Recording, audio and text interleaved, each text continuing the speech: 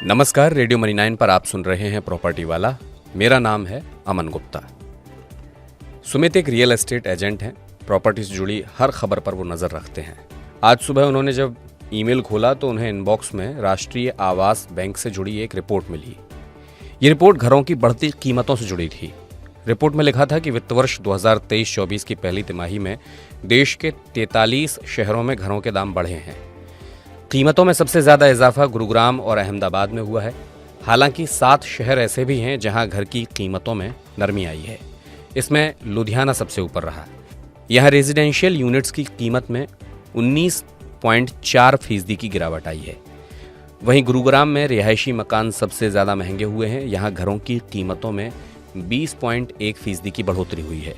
इसके बाद अहमदाबाद का नंबर आता है, जहाँ पर संपत्ति की कीमतों में 9.1% का उछाल आया है। वहीं देश के 8 आवासीय बाजारों में पहली तिमाही के दौरान दिल्ली में मकानों के दाम सबसे कम 0.8% बढ़े हैं। चूंकि सुमित प्रॉपर्टी बाजार से जुड़े हैं तो इस रिपोर्ट ने उन्हें ज़्यादा हैरान नहीं किया। इससे पहले भी कई रिपोर्ट रेजिडेंशियल प्रॉपर्टी की बढ़ती कीमतों के बारे में आ चुकी हैं। रिपोर्ट पढ़कर सुमित अपना काम करने बैठे ही थे कि उनके पास फ़ोन आता है। फ़ोन उनके दोस्त राघव का था। राघव ने जेपी इंफ्राटेक लिमिटेड के अधूरे पड़े हाउसिंग प्रोजेक्ट्स से जुड़ी खबर देने के लिए सुमित को फ़ोन किया था। उन्होंने बताया कि नोएडा और ग्रेटर नोएडा में 20,000 घर खरीदारों को बड़ी राहत मिलने वाली है। जेपी इंफ्राटेक लिमिटेड के अधूरे पड़े हाउसिंग प्रोजेक्ट्स पर अब जल्द काम शुरू होगा। एनसीएलटी ने जेपी इंफ्राटेक लिमिटेड को खरीदने के लिए सुरक्षा समूह की बोली को मंजूर कर लिया है। दरअसल जेपी इंफ्राटेक के नोएडा और ग्रेटर नोएडा में करीब 59 हाउसिंग टावर्स अधूरे पड़े हैं। जेपी इंफ्रा के हाउसिंग प्रोजेक्ट्स में घर खरीदने वाले ग्राहक 13 सालों से घर मिलने का इंतजार कर रहे हैं।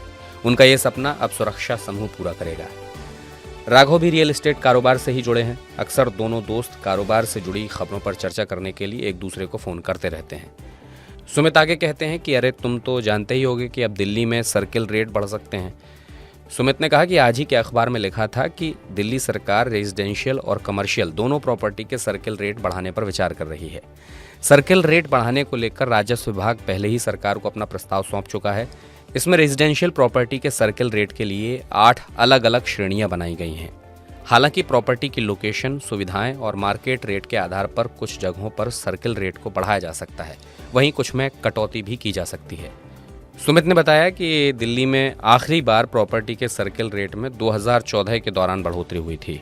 उन्होंने आगे ये भी कहा कि अखबार में राजस्व विभाग के अधिकारियों के हवाले से ये भी कहा गया है कि दिल्ली में प्रॉपर्टी के बाजार भाव और सर्किल रेट में भारी अंतर है। ऐसे में सर्किल रेट में 35% की बढ़ोतरी का प्रस्ताव दिया जा सकता है। इसी के साथ दोनों की बातचीत पूरी हो जाती है और राघव फ़ोन काट देते हैं। तो सुमित और राघव की बातचीत यहीं ख़त्म हुई और आज के लिए प्रॉपर्टी वाला का बुलेटिन भी यहीं समेटते हैं। आप प्रॉपर्टी से जुड़ी खबरों के लिए बने रहिए रेडियो मनी 9 के साथ। मेरा नाम अमन गुप्ता है। आपका इस पॉडकास्ट को लेकर कोई फीडबैक है तो ज़रूर बताइएगा। चलता हूँ, अपना ख्याल रखिएगा। नमस्कार।